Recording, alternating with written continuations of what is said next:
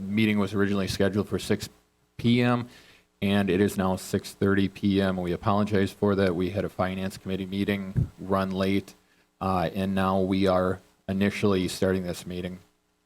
So I will call the meeting to order. Myself is present, Thad Kubitschek, chairperson. Also in attendance are committee members Matt Zacher and Ryan Austin.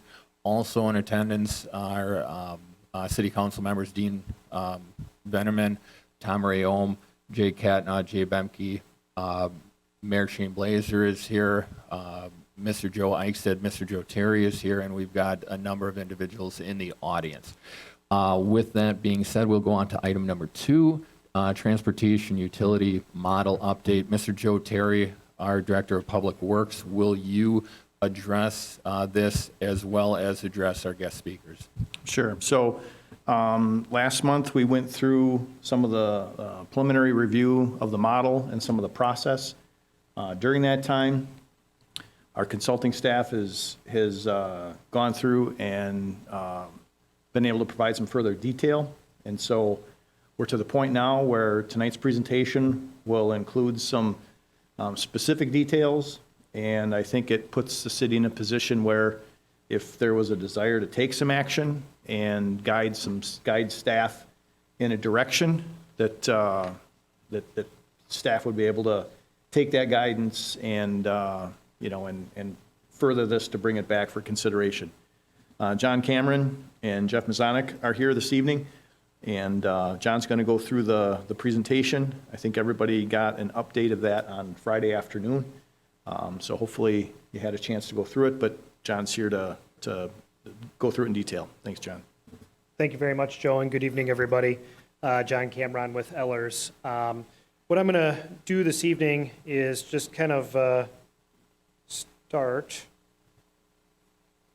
by just briefly recapping our last meeting, which was Committee of the Whole and Public Works joint meeting, talking about what the transportation utility is, the study updates to date, and then spend a little bit more time this time around looking at some more specific property examples and kind of comparing the transportation utility under the different scenarios that we talked about last time we were here to what would happen if you had to do the same level of funding for the 2 larger scenarios, but continue to fund that through the property tax levy, so that you can get hopefully a good understanding of how it really would affect, if you move forward with the creation of the utility, individual land use categories kind of across the board here within the city. And then just talk about next steps in terms of, if you do start to talk about implementation, what are the other items logistically that have to be completed prior to actually starting to collect utility bills. So this is kind of a recap from last time in terms of the transportation utility overview. Transportation utility really equates the municipality's transportation network to a utility, very similar to a water, sewer, or stormwater utility. The user rates would be collected to fund the operations of the utility, and they can be used to fund both operation costs as well as capital costs. And when we talk about a utility, we talk about user charges, and user charges need to be based on usage. In the case of a transportation utility, what we've focused the study on to date and what most transportation utilities rely upon is the concept of trip generation. Trip generation is really based on the Institute of Transportation Engineers Trip Generation Manual, which has trip generation rates for really just about every type of land use category that you can possibly fathom. A trip is any time a car enters or leaves a driveway. So different types of land use have different trip generation rates. So really it provides that rational nexus between usage and what an individual property would pay through their user charges. So you think about the concept of water rates or sewer rates that's based on your metered water consumption. The concept of a stormwater utility is based on equivalent runoff units or really measured stormwater runoff from individual properties. So kind of keeping that similar type of concept when we talk about the concept of a transportation utility. Why consider it? Well, there's kind of two reasons. Number one, fairness. So this is a snapshot of the city's breakdown of assessed value by property class type compared to the columns in blue is the trip generation by land use type. So really this bar graph is very similar. If we were to take this bar graph and go across the state, you'd find a fairly similar makeup as we go from community to community. When you talk about the concept of taxing based on equalized value or assessed value, really your residential class is generally the class that carries the water when you talk about the amount of assessed value within a municipality. In Wisconsin Rapids, the residential property class makes up just under 70% of the total assessed value within the city. When you talk about usage, trips, that really flips. We talk about the residential class really being responsible for just under 32% of the total amount of trips within the city compared to your retail services, office, institutional, for example, really having more trips versus the amount of assessed value within the community. The other reason you would do it is obviously funding. In Wisconsin, we're approximately 15 years into levy limits. For the most part, municipalities have a pretty stagnant formula for handling roads. In terms of levy limits, we're limited to raising property taxes no more than the net new construction increase year over year. So what that means when it comes to the funding of roads is that by and large, most municipalities are borrowing for road reconstruction for projects.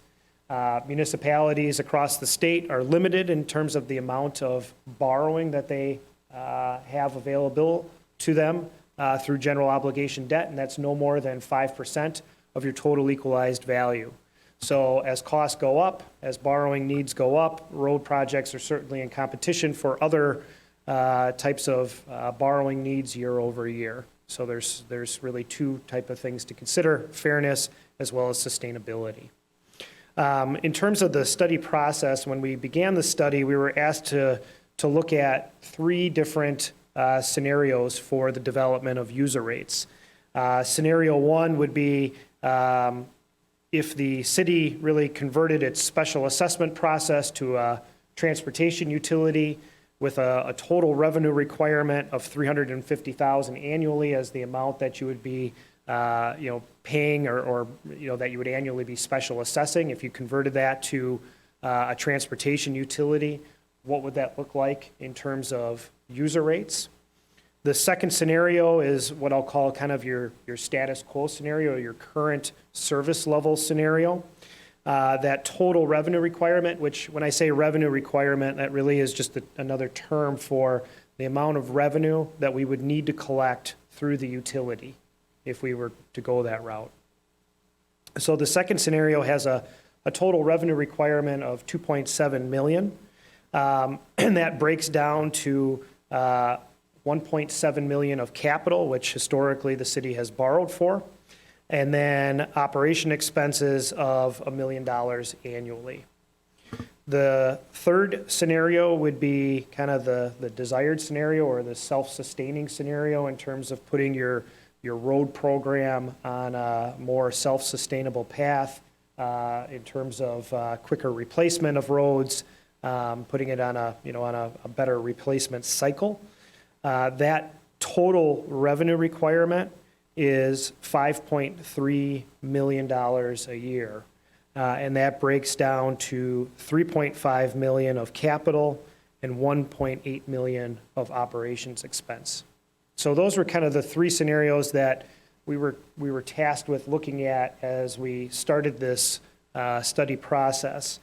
When we look at the utility, we also have to compare these scenarios to what would happen if we just continue moving forward without the utility, funding transportation costs as we normally do through the property tax levy.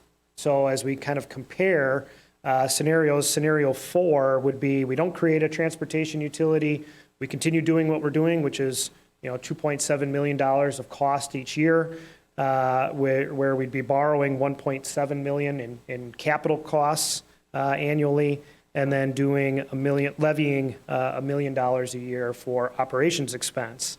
Scenario 5 would be we don't do a utility, we're borrowing $3.5 million a year, and we are we're levying $1.8 million a year. Really, for scenario 5 to actually work, you would most likely be going to a referendum to be able to seek authority to increase your levy for that additional $800,000 over and above what you're levying currently. This scenario, or this slide I just kind of walked through in terms of talking about what we'd be doing here if no transportation utility was created. In terms of the borrowing between scenarios 4 and scenario 5, so scenarios 1, 2, and 3, for creating a transportation utility, with scenarios 1, 2, and 3, you would not be borrowing for your annual capital expenses. Those costs would be cash funded through user rates. Scenario 4 and scenario 5, yep. Just to interject real quick, scenario 1 would still require bonding similar to scenario 4.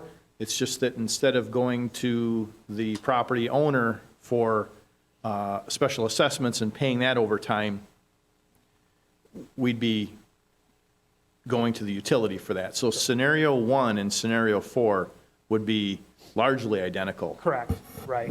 That's a very good point, Joe. Right, yep. You'd still be borrowing annually, you'd still be levying that $1 million a year for operations expense. So under scenario 4, over the next five-year cycle here, you'd be borrowing approximately $9.2 million for road costs. If you went to a larger scenario and increased your service level and the amount of roads that you'd be replacing or reconstructing on an annual basis, that borrowing just for roads would be just under $20 million in terms of capital costs between 2021 and 2026. So in terms of the actual rate calculations and what they look like, when we were here last time, we talked a little bit about the user rate calculations from a makeup standpoint, and really within the revenue requirement, the way we're allocating costs is we've got 10% of the cost being allocated to a fixed customer charge, and then the remaining 90% of the revenue requirement being allocated to the user rates. Very similar to how your water rates or sewer rates are handled, in that part of your user rates is a fixed customer charge, either based on the size of the meter or just a flat charge per customer. And then the rest of the cost is handled by a volumetric rate per 1,000 gallons. In this case, you'd have a small portion of the revenue requirement allocated to a fixed customer charge, and then the remaining portion of the revenue requirement on the trip charge, or really kind of that, if you think about it on a water side, that volume charge. So scenario 1, where we'd be converting your special assessments to a user charge, the cost that would be allocated to the fixed charge would be just over $36,000 a year, with 7,400 customers approximately within the utility. That would give you an annual fixed charge of $4.92. The trip charge, about $328,000 of cost allocated to the trip charge, with 340,000 trips approximately. within the city would give you an annual cost per trip of 96 cents. And we'll talk about really what does this actually mean for customers here as we go forward. Scenario 2 would have an annual fixed charge of $37.98 and a trip charge of $7.44. And scenario 3 would have an annual fixed charge of $77.36 and a trip charge or trip rate of $15.15. So kind of how does this break down? What does this really mean for customers within the city? When you look at kind of comparing scenarios here, scenarios 1, 2, and 3 are our user charge scenarios. Scenarios 4 and 5 are our property tax scenarios. So scenario 1 being the, just the special assessments, bringing that into a transportation utility, the annual charge would be $14.03. Scenario 2 would have an annual charge for a single-family home of $108.20. And scenario 3 would have an annual charge of $220.40. When you compare that, really scenarios 2 and 3, you look at comparing that to the property tax side of things, you really can see, if you think back to that bar chart where we showed the difference between the amount of assessed value within the residential class versus the amount of trips that they generate or that are attributed to the residential class.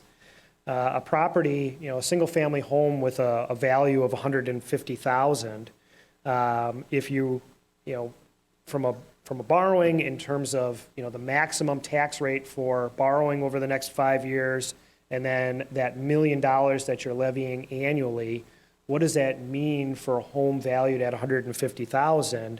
And that, portion of their property tax bill that would go just for transportation is about $266.91. If you go with the larger scenario for a home valued at $150,000, it would be just under $523 a year. So $523 of your total property tax bill would go for transportation funding under that bigger scenario. So certainly when you look at a single-family home, and with a transportation utility, all single-family homes would pay the same rate, user charge rate, in terms of the transportation utility. So, in terms of, kind of the winners and losers here, the, property tax versus the user charge, the single-family homeowner is certainly better off financially. When you look at, kind of an example here of a multi-use retail building, I just want to make sure I didn't skip a slide. Okay, so I hit that button a little hard. For a multi-use kind of retail facility, so this, might be an example would be a facility that has multiple uses, could have a Subway, could have an insurance agency building, a strip mall type retail type facility. Here, in this case, this multi-use retail facility is assigned 544 trips with an estimated size of just over 11,000 square feet and an estimated equalized value just over $1 million, $1,023,000.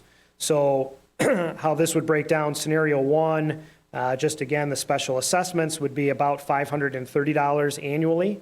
Scenario 2 would be $4,084.64. And scenario 3, the annual transportation utility user charge would be $8,320.56. Compare that to the property tax side of things, and for scenario 4, the property tax based on the value of $1 million, $1,023,000, the property taxes would be $1,821.78 and $3,573. So you can see really the difference in that type of use. But again, a multi-use retail facility is certainly, a heavy traffic generator generating, 544 trips per day. It's certainly a heavier traffic generator. You look at another example would be a commercial office building. In this case, this commercial office building is a little bit smaller at about 2,800 square feet with an equalized value of $224,000. The scenarios 1, 2, and 3 would be, scenario 1 is just under $37 a year, scenario 2 is at about $283 a year, and scenario 3 at $577. Compare that to the property tax side of things. Scenario 4 is just under $400 a year, and scenario 5 at just under $782 a year. So again, this would be a smaller office building, smaller traffic generator, but certainly one that would be a little bit better off with the transportation utility. Another example would be a fast food restaurant with a drive-through.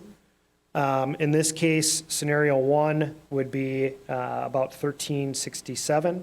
So this scenario, the fast food restaurant is assumed to be 3,000 square feet, has a drive-through facility, so this is going to be a higher traffic generator. Has an equalized value of approximately $1.5 million. Scenario 2 would be $10,548 roughly, and scenario 3 is $21,486 a year. Compare that to the property tax side. Scenario 4 would be just under $2,670 a year, and scenario 5 about $5,235. Bank facility, in this case, bank facility is an 18,000 square foot bank facility with an estimated equalized value of 1.3 million. You can see with scenarios 1, 2, and 3 here. Scenario 1 at just under $770 a year. Scenario 2 at $5,929. And scenario 3 at $12,078. Compare that with the property tax side. Scenario 4, their share of the property taxes going towards transportation costs would be just under $2,400 a year. Scenario 5 at about $4,700 a year. In this case, then a church. Church obviously was tax exempt, so when you look at scenarios 4 and 5, currently they don't pay any property taxes. But in scenarios 1, 2, and 3, this would be assumed to be a church at 12,000 square feet with no school, so just a church facility itself. Churches can certainly vary quite a bit if they obviously have a school versus if it's just purely a church property. But in scenario 1, their annual charge would be $85.34. Scenario 2 would be about $658 a year. And scenario 3 would be $1,341. So again, that's a church that's 12,000 square feet in size. So I know that's, again, kind of a lot of numbers to look at, but I hope that it gives everyone here kind of a sense of how this would break down, property taxes versus the utility. The scenarios we can certainly talk about if anyone has any questions in terms of level of service. Really, what does it mean, if we go to the larger scenario in terms of the amount of roads that you'd be able to do per year. But when you talk about next steps, so if you do want to move forward with the transportation utility, really you'd have to zero in on a scenario. What type of scenario are you going to look to create the utility for? Are you just going to convert your special assessment process over? Are you going to look at just starting with your current service level standard, or are you going to go more for the gusto in terms of the higher level of service? Or is there some sort of hybrid here that we haven't even shown in terms of something between 1 and 2 or 2 and 3, in terms of something else that we'd like to see analyzed here? We would need to finish our study. We've kind of given this to you in segments. We certainly can start or stop at any time. If you say, nope, this isn't something we want to continue moving forward with from a direction standpoint, we obviously would be able to stop our work then and you keep going with what you're doing. If you would move forward, one of the critical next steps would be as you finalize the user charges and start to actually implement them into your customer billing system, you also have to create the ordinance, talk about how you're going to handle any credit policy that you might do, how you're going to handle appeals. So that would be certainly something that would have to be done. And then finally, you'd have to go through that community outreach process. This is not necessarily something that, this is newer to Wisconsin. It's a little bit more well-used on the west coast of the United States, but in Wisconsin, this is a little bit newer, but I can tell you that there are quite a few municipalities across the state that are looking at this right now. Both Jeff and I have been very busy working with a number of municipalities, actually studying this process, just like you're doing. So you're not alone in this effort. And there are a few communities that have actually implemented the utilities fairly recently. So, this is certainly something that is coming or is already here to Wisconsin. So with that, I'm happy to turn it back over, Mr. Chairman, and answer questions. Yeah, while you're up at the podium, does any committee members have any questions for John here? Go ahead. When you're talking about churches, did you take into account like how many parishioners that the church would have? Is there an average number on that I'll let Jeff handle that question in terms of the trip generation rate.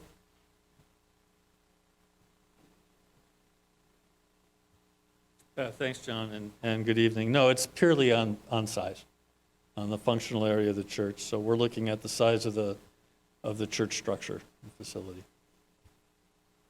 So when it comes to trip charge, are we talking trip in a residential use when you pull in a driveway and you leave a driveway?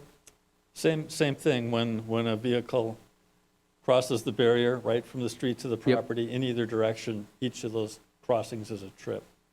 So in the case of a church, if you have 30 people come in for a service, that's 30 trips. When they leave, that's 30 more.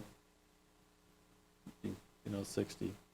Okay, but you're saying it's by the size of the building? Right. So the rate for church as a function or as a land use is based on a rate of trips per thousands of square feet on an average weekday. So there are also stats for peak hours on weekends and all that. We don't do any of that. It's average weekday, because that's what's consistent throughout the year and is most representative of the whole. So some kind of algorithm or something that basically It's said, actual study data. Yeah. Right. So the Institute of Transportation Engineers trip generation statistics catalog these studies and rates for, 240 or 50 land uses, of which churches are one. And then we use those statistics so that we're consistent with the norm, with the average. Okay. So are you able to say for a church, I think you might have just answered this, I apologize, for a typical size church is what again? Well, typical is, I'm finding with churches, as John said, there's a great variety in sizes. Many of them also have daycares associated with them or some school function on it. We break those uses down and separate them to be fair. So when you look at the actual church, often there can be quite a range in sizes. John picked a representative example that I think was 12,000 square feet, which I think is a fairly upper mid-sized church, I believe. Okay, so 12,000 square feet, is there a number of residents that goes along with that? Like how many? No, it's the trip statistics are based on trips per thousand of square feet. What's the trip for 12,000 square feet? How many trips is That that? rate? Yeah. I can look it up. I think it's 6.95, but Okay. Yeah, I'm still I guess, I don't know if it's just me, I'm just confused. What I'm trying to find out is if you have a typical size church, 12,000 square feet, how many parishioners does it have?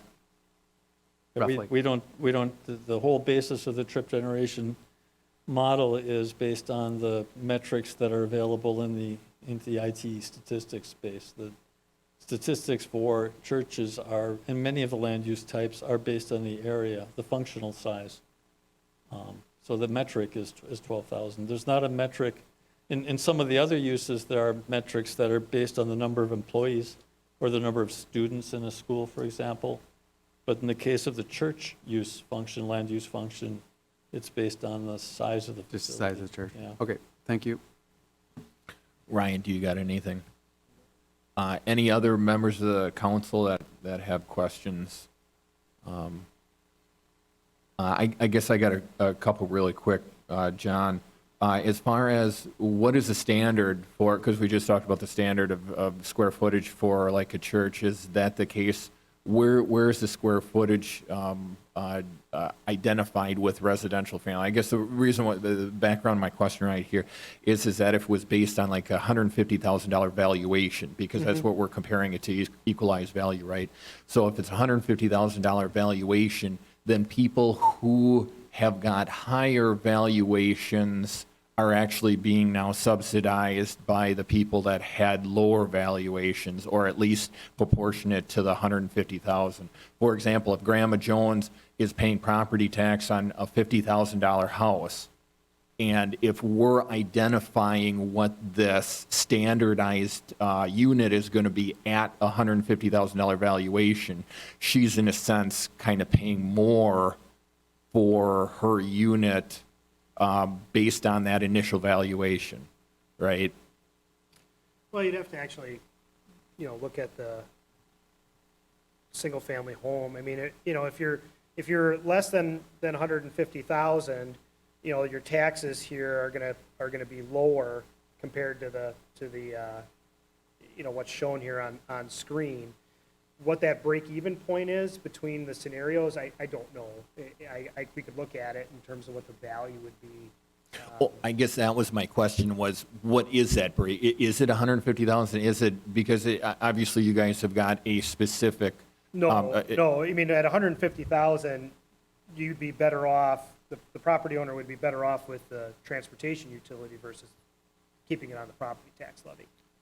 We can run the numbers, but I'm willing to bet it's going to be in the $50,000 range. No, but you know what I mean, though, is that if someone had a $500,000 house, and now the break-even point was 150,000, they're actually getting a pretty good break on there comparatively to some. This is it's a very regressive, depending upon what that break-even point is. Well, You know what I mean? There's another flip to it, though, is what you're saying then is that the way it works now is the people that own the higher value home are subsidizing the other side of it. So if it's based on the number of trips, which is related to the use and the benefit. Correct. Right, I mean, that's I do want to acknowledge that 68%, almost 70%, like you guys shown in one of the first charts, is that just in general, residential is subsidizing everything else. But then if, I guess maybe I'm looking into it too much, but if we were to have that break-even point higher, if it was arbitrarily set at 150,000 based on what the figures are, if we actually set it at 300,000 where the break-even would be, then it'd be, it would be a little bit more benefit for, So, and I guess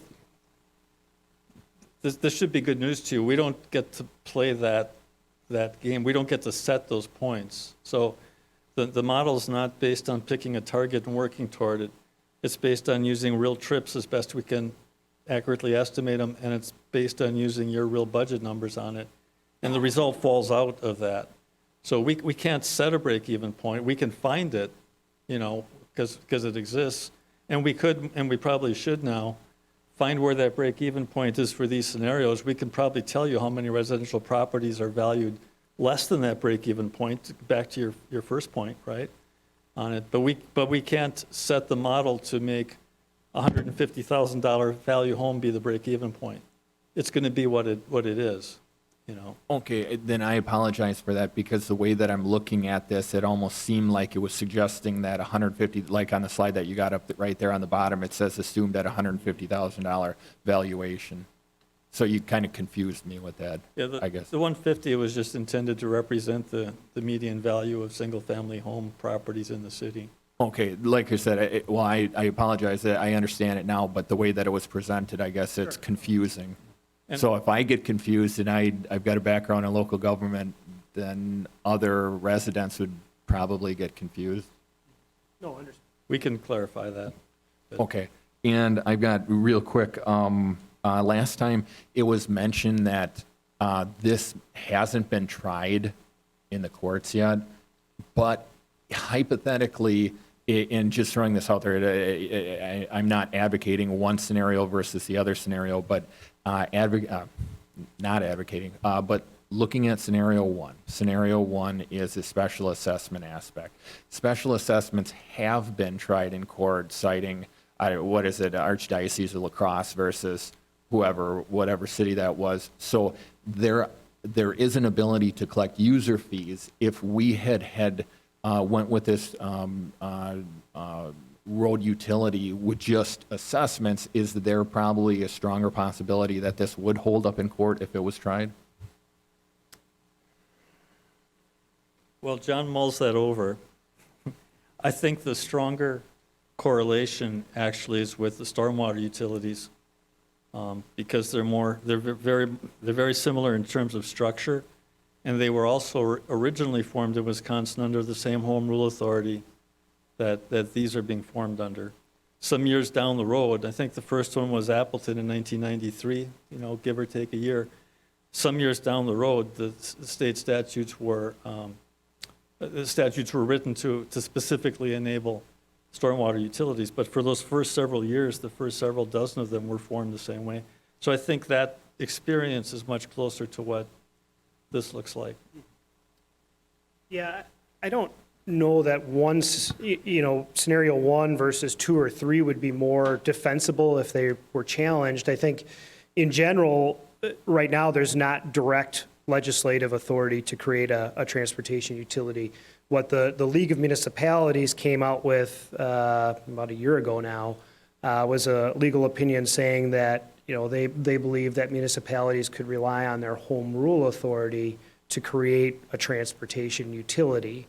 That home rule authority is the same authority that, like Jeff said, that municipalities relied on to create the first stormwater utilities in the state prior to having direct legislation, legitimizing them within state statutes.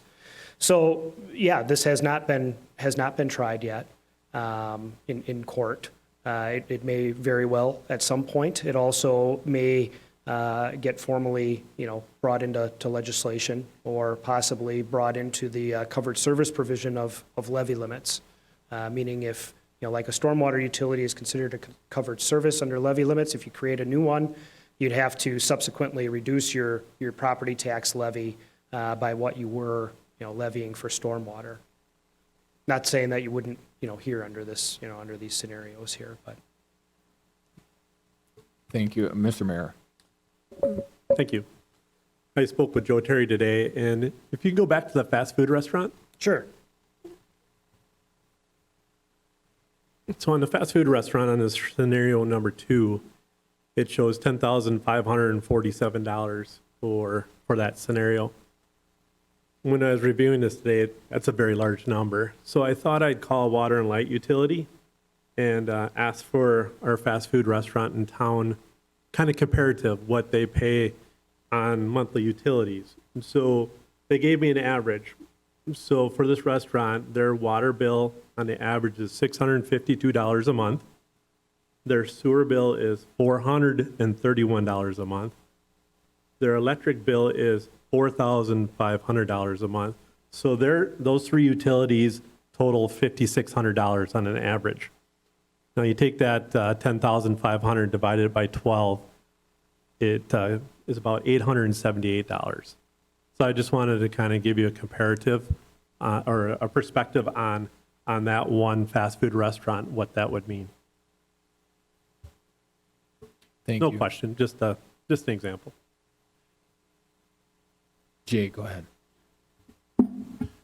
Could you kind of walk through how this works with schools, it being that they're closed for the summer? You got some schools that are neighborhood schools that a lot of kids walking, they used to be anyways, but could you just kind of go through the school part of it? Yeah, the metric for schools or the scale factor is number of students or number of staff or size in square feet. What we prefer to use, because it's the strongest standard, is the number of students. There could be too many, I think, variations in thousands of square feet per student, different cities and schools. So we use students. We get enrollment numbers from the state website, and, you know, theoretically, if this went forward, we would confirm them with the local school district, but we have decent numbers on it. So once we have that, we apply it. And then, you know, if you look at Wisconsin Public Schools, I think the statute requires 180 or 181 days a year of class time. You can divide that by 260 weekdays to come up with a reduction of 31%, I think it is, in about that ballpark. And every time I say that, people say, we don't understand how busy our schools are in the summertime, too. So in a community with input from your local experience, we're reducing that total conjecture number, that total calculated number, by typically 20 to 25% to account for the more idle part of the school year, recognizing there's still some summer activity. Many schools have programs that run year-round, but also recognizing it's not a full use through the summer. And similarly, I guess while we're talking a little bit about reductions, we also recognize that golf courses don't have people, you know, driving in and out to golf in the winter. Same with marinas, other seasonal use facilities, parks on that, and we apply. So in the model, we calculate a total number, a calculated number, and we make that kind of adjustment based on those reality factors to come up with an assigned number of trips. Jake, go ahead. Thank you. I'd like to talk at more a county level. I brought this up last time. I think this is something that should be looked at a county level. Obviously, we have no control over that, but I've heard about the wheel taxes around the state in different areas. A lot of people have. Can you speak to that? Is this similar to that? And if so, how or how not? So a wheel tax is different than this. A wheel tax is a flat fee per registered vehicle, and it's limited in its applicability, in that not all vehicles are subject to the wheel tax. So your bigger, heavier vehicles actually fall outside of the purview of the wheel tax. So it largely hits the residential class, compared to your other customer classes within the city. So, in most cases, your commercial buildings, if they have registered vehicles within the city, a lot of times those vehicles fall outside the weight limit purview in terms of being able to be charged a wheel tax. Thank you. And I guess to build on my point from the last time you guys presented, is it just still feels like Wisconsin Rapids, whether it be the residents or the businesses, seem to take the brunt of pain for all the road improvements, even though the surrounding area continues to use them. I know that it's nothing that we as a city council for Wisconsin Rapids can control. I would just like to throw this out there so that I'd like to see more action from the county on addressing these issues as well. I mean, you could pick many roads in the city that are used by everyone around, that our residents pay for, whether it be through this or other means. Thank you. Sure. And if I could just speak to that for a second, when we talk about, and Jeff and I, it's what you do when you do utility rates, you talk about these sorts of things. That's how you fill your day. When you talk about the types of communities that are really good candidates for a transportation utility, certainly Wisconsin Rapids fits that mold, because you're right. You have, the central city area with the surrounding area that are not property taxpayers, but are coming in, using the roads, generating traffic to get to the amenities here within the city. That really does make the city a good candidate for a transportation utility, because it allows a user charge system to recover costs from those properties that are generating the traffic. Thank you. And I understand. I just would be worried that it disencourages businesses from starting within city limits to avoid this particular tax and go right outside of city limits or something of that sort. Sure. I mean, and certainly when you talk about some of these examples, that I'm not going to say that's not going to be a factor, but You know, it really kind of comes down to, you know, the old adage of location, location, location in terms of, you know, where properties want to locate. They want to be in an area where they're going to have high visibility, where they're going to get the traffic to come in. I mean, that's kind of the bottom line from a business standpoint. Anyone else? Otherwise, we will go on to Jeff. Go ahead, Matt, and then Mr. Terry. Just real quick, I want to come back because I was thinking through, I was coming at it the wrong way, I guess. So what I'm understanding for a single-family house with scenario number 3 is $220. That's a year, $220 a Yep, year. correct, a year. Yep, So it's 60 cents a day, basically, is what that comes down to. yep. For a fast food restaurant, it was $21,500 a year. Sounds like, just looking it up a little bit, it's about 700 burgers a day. They sell our meals, would be like 8.5 cents more per burger, per meal, something like that. I don't have those stats, Yeah, but it, again, depending on the scenario, you're looking at about 0.5 cent to 1.5 cents per customer, per customer. per visitor. Yeah, I guess what I was trying to do before is like try to put it in some kind of perspective. So for a 1,200 square foot church, say a 1,200 square foot church had, 12,000. I'm sorry, 12,000 square foot church? That was the sample we were using here was, I Okay. believe, Yeah, I made a mistake there, sorry. yeah, it's 12,000 square feet. And it is 6.95 trips per 1,000 square feet. So, say they had 100 parishioners, I'm assuming, that would, I don't know what it So- is, I'm just gonna go off 100 people, parishioners. So part of the challenge with any utility is a method of administering it on it. And you need to be able to administer it to be reasonably accurate. But you're not going to actually count parishioners in every church and adjust the rate every month or every year accordingly on it. So using the statistics from the national ITE database like that, we're drawing a reasonable average based on that data. And that's suggesting that 6.95 trips per 1,000 square feet per average weekday, without knowing if the church has had a real boom in membership or not, you know. It's the same as with a single-family home at 9.44 trips per average weekday, and that's across all homes. Okay, so I'm just gonna throw it out there, just because I'm just trying to wrap my mind around it. Let's just say it has 100 parishioners, and it's 1342 for the third scenario, 1341, somewhere in there. That would be, with 100 parishioners, it would be 25 cents a week extra for 100 parishioners. That was just something that I was trying to figure out to just help me wrap my mind around it. So, but it helps, like you said, Shane, to be able to put your mind onto what it is. You know, a couple of cents per meal.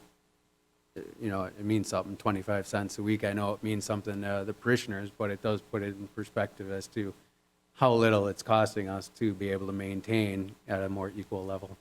Thank you. I think we need to develop those stats and use them the way you just did. Thank you.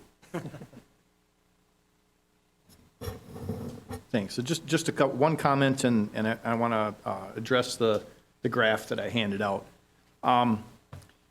When we started this endeavor, one of the critical things, and it goes to mention the chairperson's concern about, you know, which one of these models might be more defensible. And I think that's the key, is it's the model. It's not the amount of money that the model generates. The amount of money that the model generates is ultimately up to the city, whether the city wants to have a fully sustainable transportation system, whether it wants to continue kind of where we're at, whether it wants to pick up certain parts. There's some things that we can't include, right? We know that if we include snow and ice control, we're probably going to be in trouble. There's some legal precedent there that can't be included in this. The key is the method. And, you know, one of the cities in Wisconsin is using its stormwater utility. It already went through that process, and it's using that method to determine what the transportation utility fees are. Now, as I review that, I have concerns with that, because I don't know how impervious surface is directly related to trips. There may be some correlation there, but asked to testify in court, how do you really defend that? where, using the Institute of Transportation Engineers trip generation manual that uses a representative sample. What that does is it doesn't necessarily say accurately that every home has 9 trips. It's representative. So compared to a home that has 9 trips, the bank has this many trips. So as a ratio, it's consistent. It's based on real data. And it's something that as an engineer, I'm very confident in.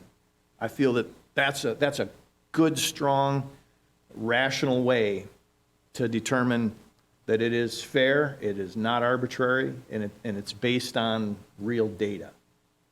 And so as we looked at this and as we worked with, in preparing the RFP for these folks to help us with this project, that was really one of the key things, is that the method needs to be a good method, the model, right? The method and the model need to be able to be substantiated so that we as professional engineers are confident that it's fair and impartial. And it's something that we can administrate, right? So that's part of it. I also wanted to mention, I did pass out, Jake, did you get a copy of this? Thanks.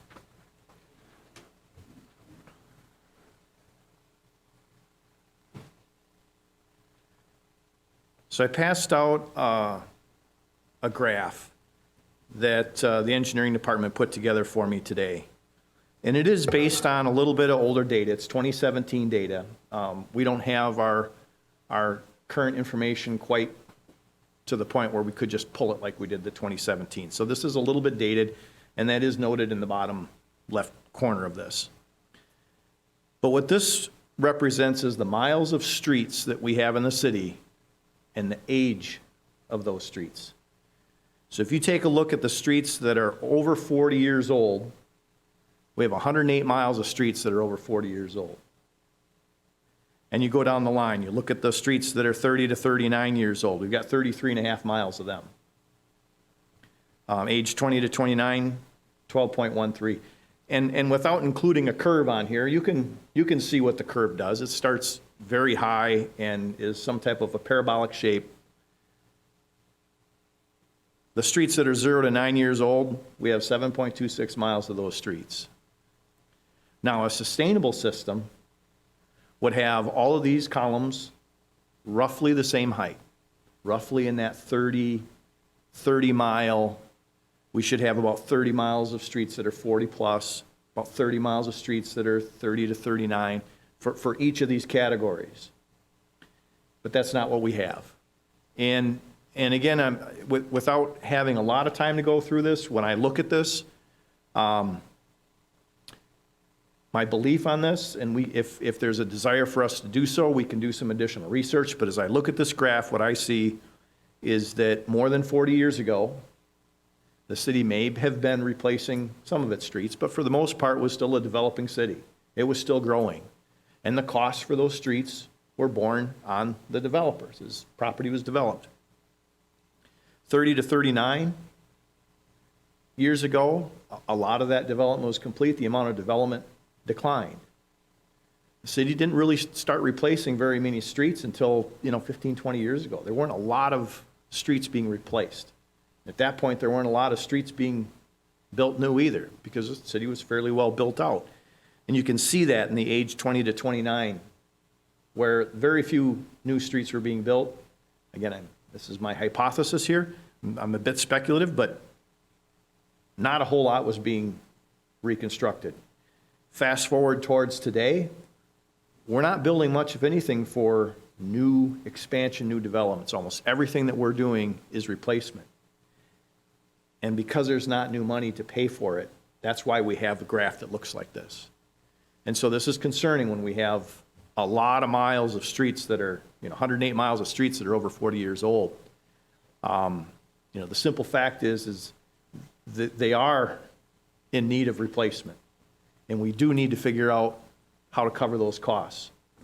And when you look at the special assessments that people have to pay, it's substantial. And what's really troubling for me is that we've had special assessments. Tom's been on the Common Council for a long time. Those that have been here for a while, and have been to those hearings, you see the honest pain and concern that these folks have. They're really upset, right? There's just no getting around it. What concerns me is for a lot of these people, we did the street in front of their house, and if they're on a corner lot, it won't be long.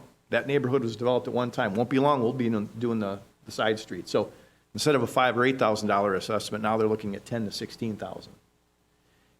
And we have, you can see, 108 miles of streets that need to be replaced very soon. That in of itself is a huge problem. As we look forward, if the desire is to consider a transportation utility, and from a staff perspective, we think that's a very smart thing for the city to do. It allows the city to be sustainable as it feels it needs to be. It gives the city council and the public the control. It doesn't give the state the control. We're not in a position where we could have a sustainable system at the snap of a finger. It requires evolution. It requires time. We don't have the staff. We don't have the resources. If someone just threw a pile of money at us, it'd be very challenging just to increase our street reconstruction. There's things we can do, but again, it's an evolutionary process. So I guess as staff, if we were looking for a recommendation to move forward, I would think we would look at something similar to what we're doing today, with potentially a few options to consider some of the resurfacing work that the city hasn't been able to do in the past. In the past, we maintain the street the best we can until it's ready to fall apart, and then it's total reconstruction, which means sometimes the underground utilities may be replaced a little sooner than what we'd like. With what we've done in the last several years, we really have a plan for planned obsolescence of our underground utilities. We want to time the streets for the same. And so for every time you build a new street, that's when you're replacing the underground infrastructure. The ideal situation is that we're not doing a full rebuild for 80 years. And in that 40-year time frame, that's when we're doing a resurfacing project. And we're not doing that now. And so what I'm proposing is that we look at a system similar to what we have now, with the addition of being able to fund some of those resurfacing projects that would allow our streets then to last as long as the infrastructure underneath, and over a period of time, evolve to a sustainable model.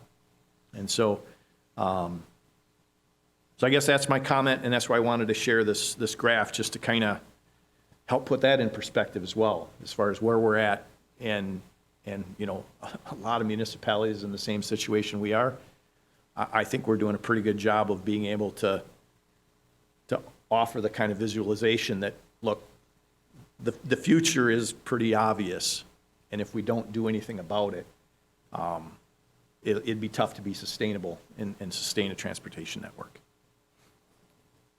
Thank you, Joe. And I kind of, just a little bit, I agree with that at least I think we want to see this out. We want to make sure that the study gets done, because I assume that this is something that even if we choose one of the scenarios, that we can lay it on the table. And as long as we have the proper information, the proper data, we could revisit another option, a more sustainable option in 2 years, 3 years, 5 years, whatever it is. So I'm interested in continuing moving forward to at least getting the information to have a stronger data set to make a decision. But Jeff, did you have anything with the presentation, or are you guys kind of done? Jeff's really the eye candy tonight. I'm just the guy presenting the numbers. No, he's really here more from an engineering technical standpoint, answering questions, so.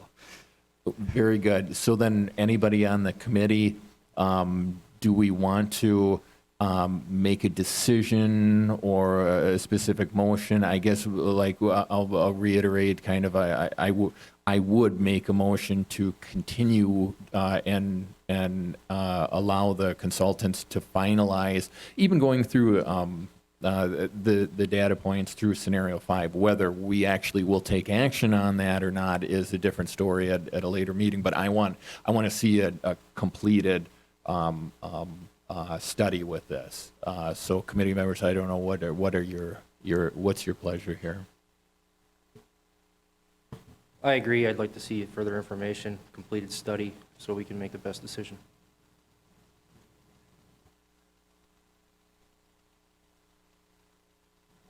Mr. Terry. I just wanted to mention kind of the timeline that we're on. I think without formally approving anything, I think if there was some guidance to where the committee would like to see, if there's a focus more towards that scenario 2, or a focus more towards scenario 1, or somewhere in between 2 and 3, that would be helpful for staff, because in order for staff to be able to do a lot of the work that we need to do between the finance department, the engineering department, myself, and the mayor, we do need some type of a target, and we will have to work somewhat, again, speculatively, in order to be able to put together policies, put together ordinance language, take the final product that we get from our consultants, get it in front of the public, get it in front of the Common Council before we get too deep into the budget process, so that we know if we're going to implement something in 2022, if it's going to be second half of the year in 2022. But there's a lot of things that need to be aligned, and some guidance would help us. At the end of the day, we understand that there may not be a hard decision from this point or from this upcoming council meeting, but if there's a recommendation, at least it would allow us as staff to spend our time wisely and try to focus on maybe a couple of alternatives within the range that the committee thinks might be appropriate. I don't know if that helps at all with this discussion. Thank you for the clarification on that, and I'll kind of clarify it myself, or at least my purview on this, is that I think if anything, we're going to do scenario 1. So with a heavy emphasis on scenario 1 and inclusionary data, preliminary inclusionary data on monies that we would be spending on the resurfacing program. Joe, if you're able to do that, whatever the budgetary or annual budget numbers are, not kind of like a modifying scenario 2 with that, to not include reconstruction of streets, but with the maintenance and resurfacing costs, those monies. So a scenario 1 and a modified scenario 2. Does the committee have any objection to that? Otherwise, I'll make that motion. I'll second. Is there any other discussion with any other council members here? Anybody? Well, Todd, yeah, absolutely. I'll give you time for this. I'll recognize you, Mr. Furkey. We're not at that point of making a full discussion, but absolutely, if you got any thoughts, I don't want to discourage you from offering anything.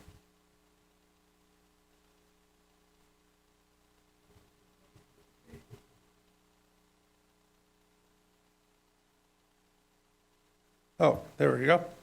I just wanted to say thank you all for looking into this. Certainly understand the anxiety that comes with special assessments. A lot of my neighbors have gone through this. The deal is, the city needs more money for streets. Everybody knows that. With the levy limits that are imposed by the state, you can't get it through taxes, right? So what this is a shifting of the tax burden to a streets utility, right? And it's still a tax. I mean, they can call it whatever they want to call it. It's still a tax. And you're shifting it from the homeowner to businesses disproportionately, quite a bit, and then also to nonprofits who hadn't paid anything. in the past, and there was a reason for nonprofits not paying anything. The state granted them that exemption, okay? And as far as the scenario, Matt, that you were trying to dig through here, again, that was on a smaller church, but certainly there's many congregations in this city that have preschools or day schools attached to them. And those are based on numbers, right? Not just size. So they're based on numbers. Trips, right? So the amount of butts sitting in a pew or in a seat, that's what they're saying. So everybody is clear for that. And again, thank you for looking into this. I certainly think there are other ways to find monies. The wheel tax was one. The mayor's example with fast food, when you start talking about the different utilities, water, electric, sewer, those are consumables. Those are, if you're using more water, you're selling more pop, right? I understand that. This isn't that. This is a set amount, right? So they don't correlate together, right? If you're building with so much impervious soil, you pay so much for the storm sewer. That's a physical characteristic. That doesn't change, right, unless you add on. What they're talking about is transferring the burden onto the business, right? It's not the business that's tearing up the roads, it's actually the customers coming to the business, right? But we're going to throw it onto the business, throw it onto the church, throw it onto the library, throw it onto the YMCA. So please think real hard before you implement anything drastic. Thank you for your time, and I apologize, I got to take off. Thanks, Mr. Perky. And I think you know this, just for everybody in the audience, the motion that we would be making, or the action that we're making tonight, is not necessarily approval for this. It's to continue on with this so that we can have future discussion. And we will, if we get to that point of making a decision on this, we will have a public hearing, and we'll have an opportunity for residents as well. But no, I absolutely keep your eye out with the agendas and everything, Todd. And you know, as we move forward, we want to make sure that we're as transparent as possible on this. Certainly, certainly, and thank you again for the time to talk and the opportunity for you guys to listen and let me speak. All right, there, Mr. Terry.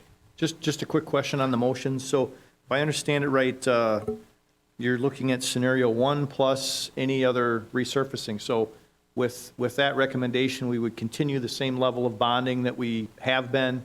And that's kind of what the scenario is. It would only be eliminating the special assessments and adding some fees towards the resurfacing program. Okay. Correct in terms of identifying what I had made in the motion, absolutely, yes. Was there a second, Mr. Austin? Any further discussion? All those, Can I say something? Yeah, Is yeah. that to the, go ahead, go ahead. and okay, I understand what the motion is, but I guess I was hoping to look at least the scenario 2 type of thing to do. Actually, personally, it'd be 3. But, so I think, I don't want us to,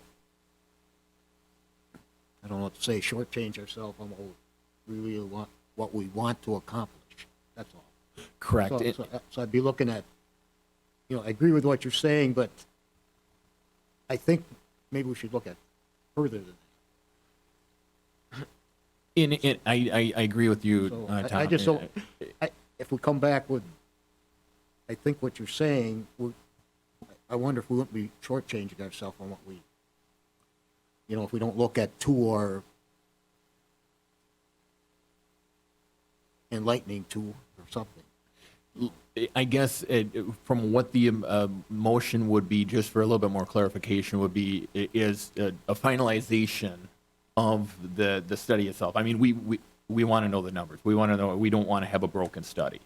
But right now, if time is of the essence, let's specifically look at 1 and then a modified number 2. But absolutely, I mean, we want to see the numbers for scenario, a full scenario 2 and a full scenario 3 if the study isn't done. Does that make sense? You know what I mean?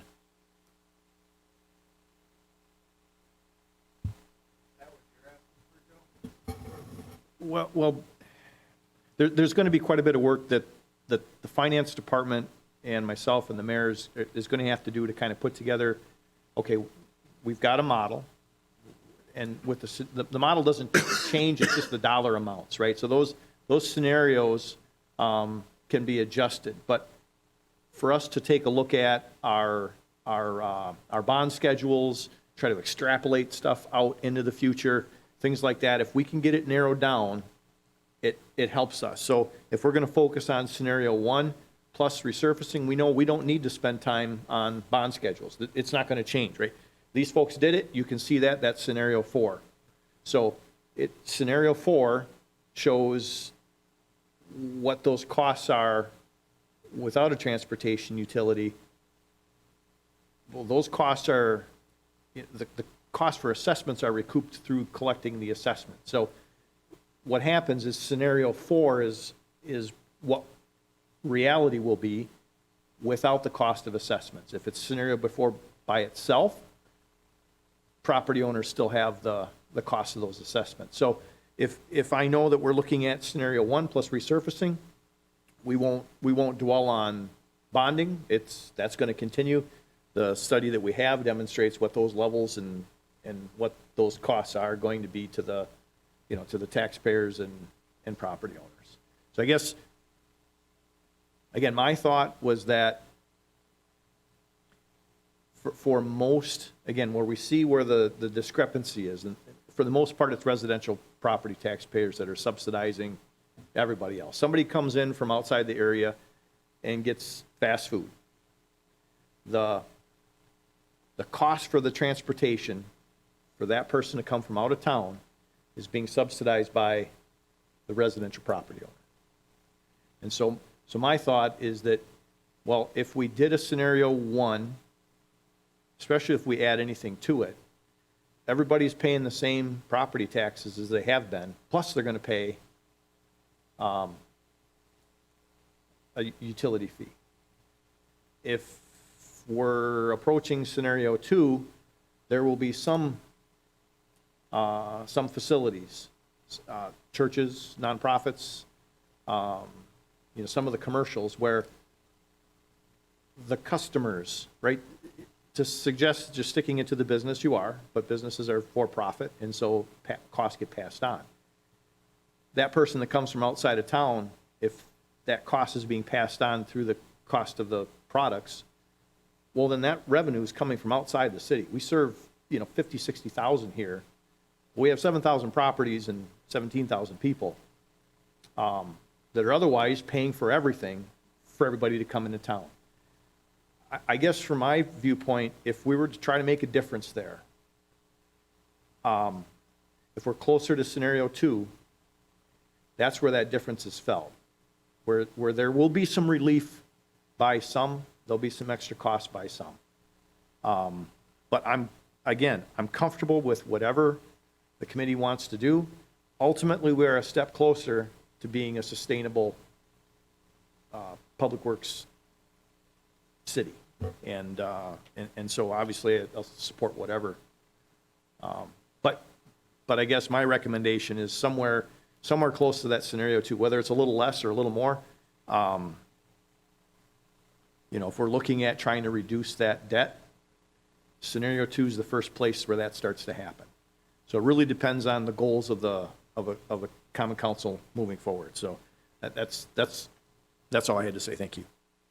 I guess as far as that goes, and what I don't want to do is make this in a negative type of a thing, Tom, but if this is a case where we approve this. What I can even do is, when I read the consent agenda at the council meeting, I can even hold this out. I mean, the council can go above and beyond and say, you know, we want to compel scenario 2 on this.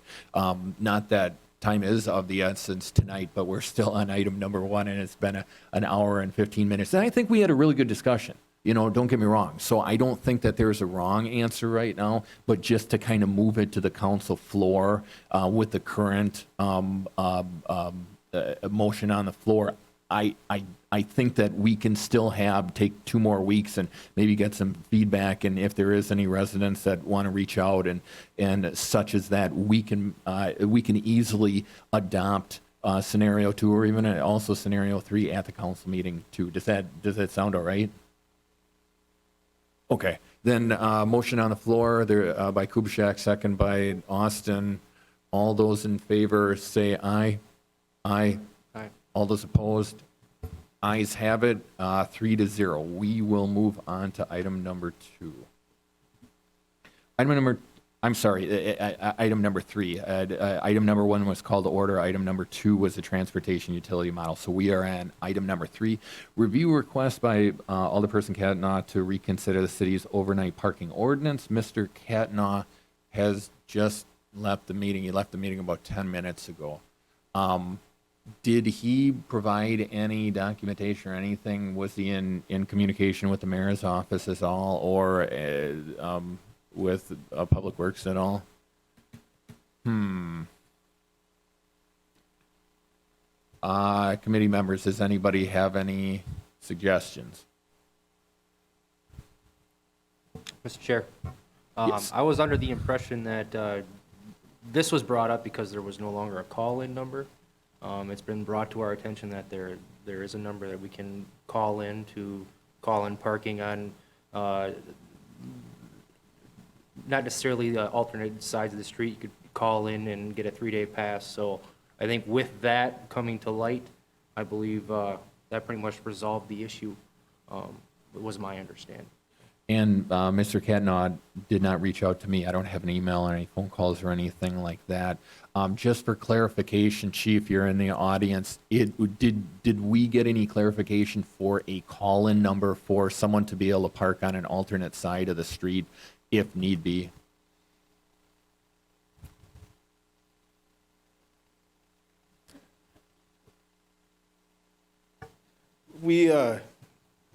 You have a couple alternate numbers that you can get a hold of. We prefer that they call the dispatch rather than bombard the shift commander with phone calls with that, but they can call and ask for the shift commander and explain their circumstances, which are considered on a case-by-case basis. Just by making a phone call doesn't mean that you're going to be granted permission to park just because too many people are visiting. But we consider each case-by-case basis. So it's not a formal policy, but we do, again, consider it as on a case-by-case basis whether or not people can park, for an extended period of time, say grandma and grandpa visiting with an RV from Montana, something like that. We usually try to, accommodate people, but we try to limit it to a certain amount of time, if that answers your question. And then is there, Mr. Mayor, hang tight for a sec, is there any other questions or concerns that as far as law enforcement would have with removing an alternate side parking? Well, there are quite a few, actually, if you're asking my honest opinion. I am actually in agreement with the proposal that was put forth by the Department of Public Works, where if you were to make any type of adjustment to this ordinance, would be to allow for the folks to park when there's construction and they have nowhere else, and they're forced to park on the street. And there would be a mechanism to inform the PD not to ticket those cars. To just blanket get rid of the ordinance and allow the parking, apparently this had been revisited years and years ago, and it was such a problem that it was brought back, the ordinance, I mean. Brian could probably speak to that better than I, because he was here for that. And if the police department would request that you guys keep the ordinance as is with the modification for Department of Public Works, but to allow just open parking or to eliminate this would just create a lot of problems for the PD, for sure. Thank you. And Mr. Terry, I guess citing the engineering department, or maybe Mr. Ike said, has there ever been any concerns, at least resident complaints of ticketing because of street construction? And so is that something where we do want to change the ordinance specifically?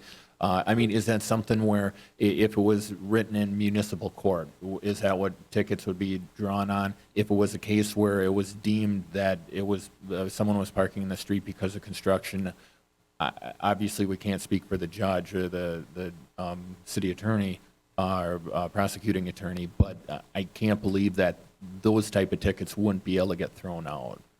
So at this point, if someone were cited for parking on a side street illegally, even if, because there's nothing in the ordinance that allows for an exclusion. There's nothing that allows for special circumstance. And I guess what I was looking for is, whether it's language for, a special circumstance as determined by the police department, a special circumstance such as construction related, as I mentioned in the memo, something that allows for, obviously there's the police department has discretion, but something that's defined in the ordinance so that if a citation is, and it has happened in the past, where adjacent to a construction project, someone parked down the road on a side street, left their car there, they parked on the wrong side, they got a ticket. And it was frustrating for them because, they couldn't park in front of their place. They normally park in their driveway. They normally didn't park on the street. Now, I don't know in that situation if the judge tossed it. I hope so. But there's nothing in the ordinance that would allow the police department to say, you know what, Public Works has notified us that these are the construction projects, so adjacent to this, police department staff, we're not going to issue citations in this area.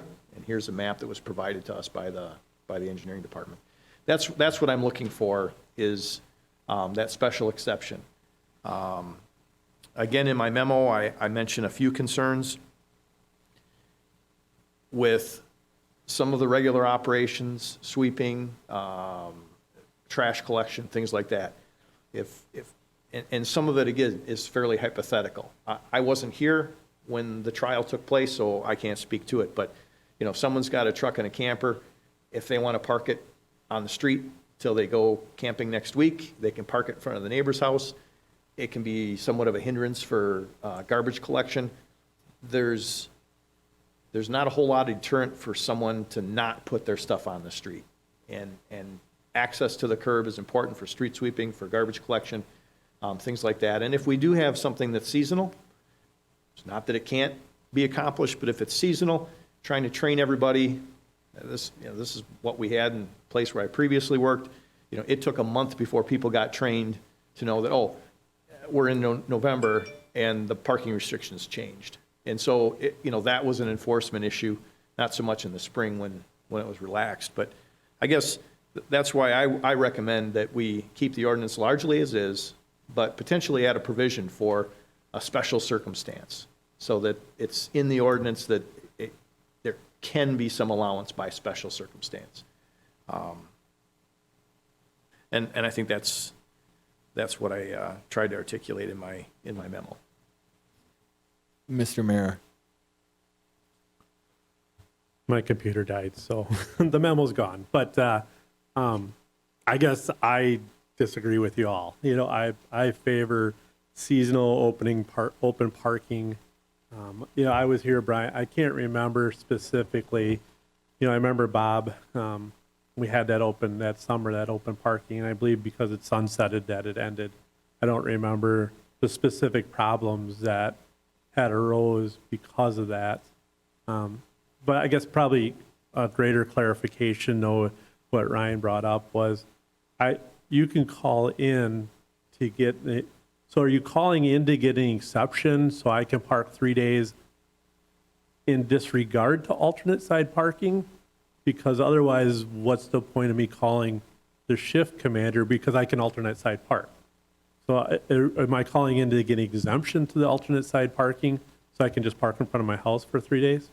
Well, I don't know if there's a specific timetable. I know like Or- when I was lieutenant and sergeant, when I had alternate side parking, which 2008 is when, in the fall of 2008 is when this was enacted. In the summer 2008 is when we tried it, and the issue generally was the neighbor was parking their garbage vehicle in front of your house. And you know, so you get to look out your front picture window and that's all you see for the summer. They don't park in front of their own house. And I think we had over 20 calls, which in very short amount of time period. We kind of enacted, you know, and I wasn't part of the process when this happened. I just happened to be here. I was here with the dispatch center. We had that, and they'd call in to get permission. The officer checked the log, and if you weren't on the log, you get a parking ticket. Then they went to the open parking, and that was quickly abandoned, and went to the odd even. A lot of times, I think when people call in, it's for a special exception because of something that is, you know, not really addressed in the ordinance, but they're asking basically for discretion, parking discretion, you know, because of whatever circumstance it is. I mean, you can't cover everything in an ordinance based on the types of streets that we have. You know, if you live on a street that has parking on one side or on both sides or neither side, and you've got a moving truck that you're trying to load, what are you supposed to do? You know, walk down 4 blocks to get your moving truck loaded? So they're basically asking us for discretion to say, hey, we're trying to get this loaded. Could you not compound us with parking tickets on this? So each of them are, you know, unique. And, you know, generally it was, well, what is the odd even? You know, follow that and you should be safe. There are some circumstances where that just doesn't work with their circumstances that they've got. And again, you can't address every single one of them in an ordinance. So they're just basically asking for discretion as to, you know, hey, is this going to be okay to leave it here, or am I going to have to do something else with it? And, you know, so the shift commander is going to decide, okay, we can be, you know, that's reasonable. You know, we don't have to do that. But each of them is different. But the old days of, you know, back when you had a phone number you could call and leave a voicemail, that was problematic because the same thing, they call, leave part of their information, but not all their information. You know, they leave, I have a blue Thunderbird and I'm on Lincoln Street, and that was it. No license plate, no address. So when the blue Thunderbird got a parking ticket, that owner was hot. They were really mad. You can imagine they thought they had parking permission. You know, I guess we're going to work with whatever you guys hand down to us. But the side of it too is the, you know, you can do it seasonal, but then yeah, when they forget, you know, what the date is when it changes, they don't remember the hours, you know, when they are there, how the date changes, you know, and the way we do it here in Wisconsin Rapids is not unique. Wausau, you know, Point, all these other close locations that have something similar, they do the same type of thing. So it is consistent with other, you know, locations, but we can certainly do it. Whichever way you guys, I guess, wish for it to be done, that's what we're going to do, but it just becomes very problematic and creates other issues. There's other unintended consequences that go with an open parking, or even with them calling the shift commander, because the shift commander is supposed to be supervising, and if he's answering the phone calls for parking permission, you know, then why do we have a parking ordinance at all? So it's we try to work with our citizens as best as we can with this stuff on each of their circumstances, but it can't be everybody calls. You know, we can't have 20 calls being fielded every night by the shift commander for something that can be handled with a decent ordinance. Yeah, I agree. I think that's kind of pointless, really, call a shift commander, but, you know, realistically, if I have a junk vehicle, I can park it in front of my house and I can park it across, I can switch it every night. So really, the only thing you're preventing is maybe a disabled vehicle being left on the roadway. And if that's the problem, then you address that in the ordinance. But I guess that's just been my opinion, and it's been my opinion for years, so I'm okay being in the minority. Yeah, I guess we're really asking also that we don't create this huge project for the PD to have to oversee. If some kind of administrative nightmare of keeping track of all these cars that have parking permission or don't, or when they're logged in, and it would be administratively hard. Well, I think that's what it is, Mr. Mayor, is that what's the definition of a distressed vehicle? What's the definition? I mean, it's got a license, you paid for the tags for the year and stuff like that. So how do you deem that? And, our police department, every department is stretched out as far as it can go. And now if we're, trying to decide, taking a half an hour to decide whether a vehicle is distressed or if it's supposed to be there, is that a half an hour that our officers can be doing something? I don't know. And that's one of the things, and I think that's one of the things why we don't create ordinances or why we don't change ordinances. The existing, the status quo is there probably for a reason, because something else wasn't able to be compelled enough to change the ordinance. And again, I'm afraid that we might open up Pandora's box, although I do not have a problem with trying to remedy the situation, especially if there's public works construction projects, that if people are, is that something that would bother administratively if we had allowed to have engineering department or other city functions give a list of, or a map of an area, if there was that people couldn't park in their driveway because of a construction project? And as I said, Joe and I have had conversations along these lines. We do support his proposal.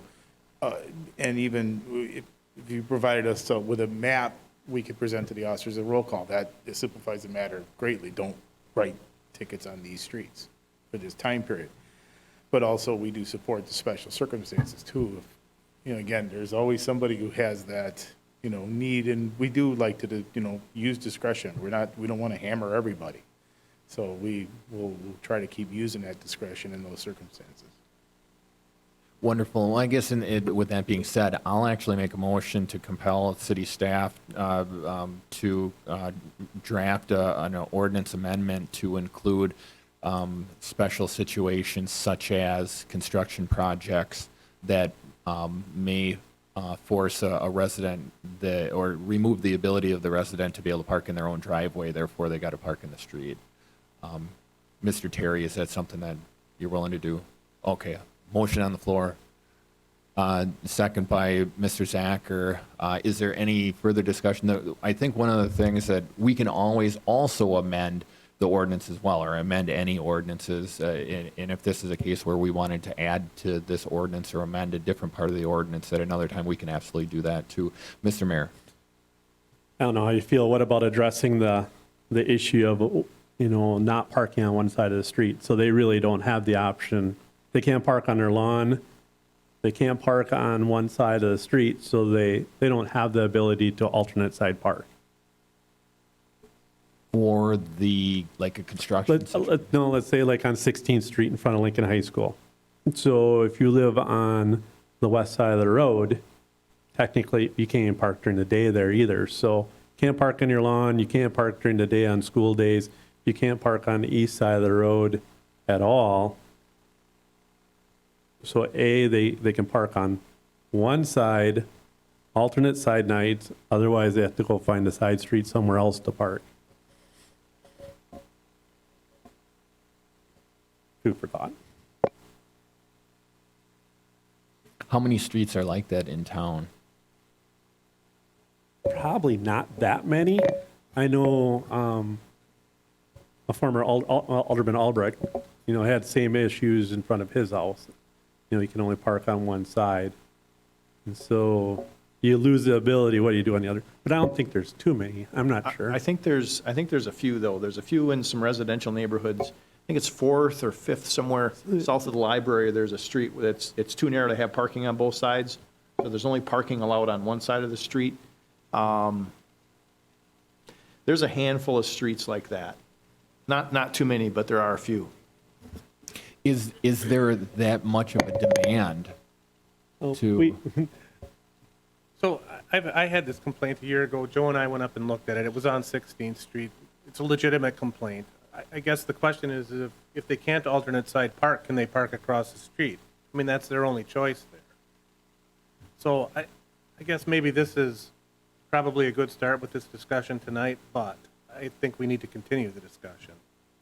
Yeah, I think if we could get a list of all the streets that are like that, that are prohibitive of being able to park on either side, then, you know, the question is the equity or the equality of it. If someone lives in a different part of town, they can park on both sides of the street, but if someone lives on this particular street, you know, but without knowing all the streets, I don't know if we can make a decision specifically on that. But I mean, we can always, you know, make a decision anytime moving forward, you know, to amend any particular ordinance, especially if it's an ordinance that doesn't,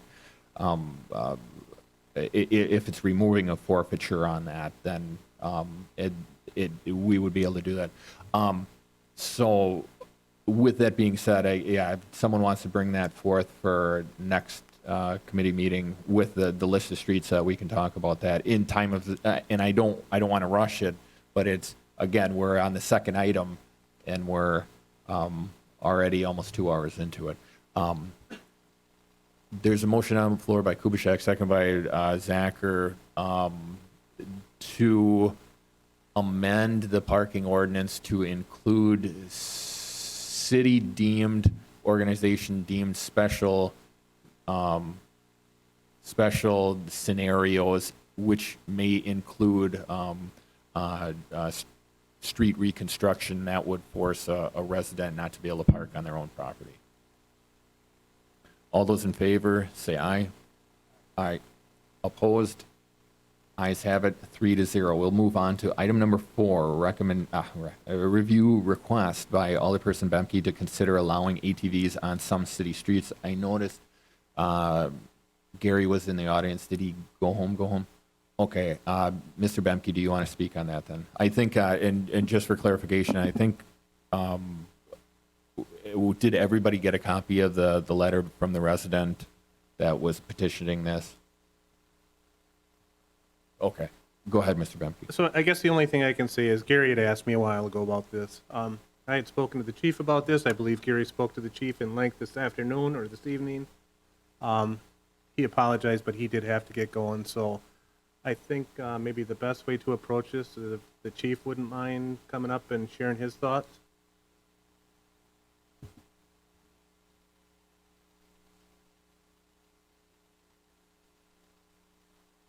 Greetings. Yes, I did have a conversation with, and I was very polite but firm with him and told him that in no way, shape, or form do I support ATVs on city streets for numerous reasons, including the fact that it's just not safe. There's no 25th Street and Gaynor, the two streets that we're talking about here in town, are two of the streets that generate the most complaints about speeding and reckless driving, et cetera. You frequently see the speed trailer out on 25th because of the number of complaints we get. I can only throw the picture in your mind what happens when we throw ATVs in that mix. Somewhere between 35 and 40 accidents per month in a city this size is a lot of accidents. Again, you throw ATVs into that mix, you're going to have fatalities. We can't support it, we don't support it, and we ask you not to pass it. Thank you. Committee members? Any thoughts, anything on that? Obviously, with Robert's Rules of Order, we technically need a motion and a second to actually entertain discussion, but we kind of loosely violate our own rules anyway. But do you guys got any questions for the police chief in regards to this, or anybody else from the council? I think it was pretty clear from the police chief that any passage of this would not work.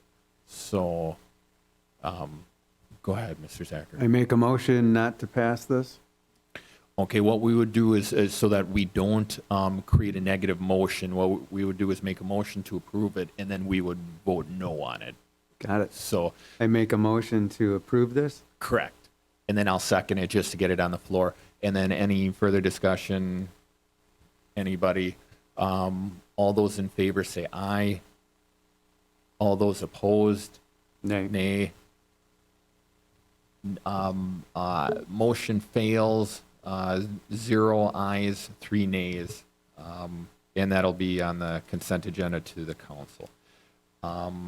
We will go on to item number 5, review a request by property owner relating to sidewalk at 710 11th Avenue North. And Mr. Eichstadt or Mr. Terry, will you address this?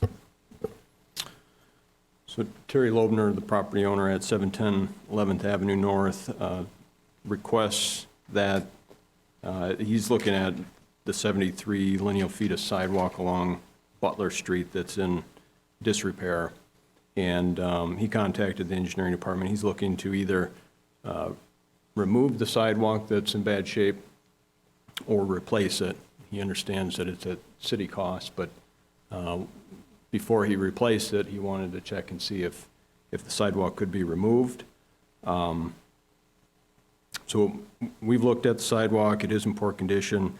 It doesn't connect to anything. It's on a local street that currently doesn't connect sidewalk to anything, completely residential area. No foreseeable future benefit, and certainly not an immediate benefit either. So with that, I don't see any reason why the removal of the sidewalk wouldn't be recommended. So citing not a negative recommendation, then what do you recommend then, Joe? Yeah, allowing the property owner to remove the sidewalk. Okay. Committee members. Mr. Chair, I'll make a motion to allow the property owner of 710 11th Street Ave North to remove 73 lineal feet of public sidewalk on Butler Street at property owner expense upon applying for and receiving work in the right-of-way permit. Motion on the floor. Do I have a second? I second. Second, motion on the floor by Mr. Austin, second by Mr. Zanker to approve the removal by the property owner at property owner's cost. All those in, any further discussion? All those in favor say aye. Aye. Aye. Opposed? Ayes have it, 3-0. We will move on to item number 6, review request by property owner relating to sidewalk at 221 18th Avenue South. And Mr. Eichstadt, will you handle this? So the property at 221 18th Avenue South is a daycare facility. Typically, the sorts of questions that we would receive like this, we're removing sidewalk elsewhere on 18th Avenue. This is part of the 2021 construction project. Typically, we'd say we're removing sidewalk elsewhere. That's what the city's planning to do, and just leave the conversation at that. She did provide a couple, justifications from her standpoint, one of which is the children at the daycare use the sidewalk. The one that does hold some merit is that the users, the customers, they discharge the kids and the parents that get out of their vehicles on that side of the road. They do use the sidewalk at that property. It's currently the only lot there that has sidewalk already, which is, I guess, interesting to point out. But considering that sidewalk is being removed elsewhere, the recommendation from the engineering department would be to stick with that and continue to remove that sidewalk. However, because it was a request, we thought we'd bring it before the committee and see what the committee's recommendation was. Committee members? Does it get in the way of what you need to do? It can be left without any problems, or? I think the only ongoing issue would be the future maintenance issue with the sidewalk, that because it resides within the public right-of-way, the city has some obligation to keep an eye on it, along with its normal sidewalk inspections, and then subsequent repairs if they're necessary. They are property owner costs, but it's just additional things to track and administer. So if we leave it in, it's still city property, it's- Correct. I guess it's city property either way, but it's the responsibility, okay. In my mind, I mean, this is at property owner cost. It's currently there. So, I mean, I personally see the value in the drop-off and pickup that it's being a daycare, so I would not be opposed to putting it back in. And with that, I'll make a motion to reinstall the sidewalk at 18th Ave Street. I guess that would be the motion. Motion on the floor by Austin, second by Zacher. And now, just for a real quick, for Joe and Joe, the property owner was not concerned about cost, because if we deem that we're going to keep it there, they were absolutely fine with. Was there a pretty good estimate of what we gave them for cost, so there wouldn't be a sticker shock if it came back?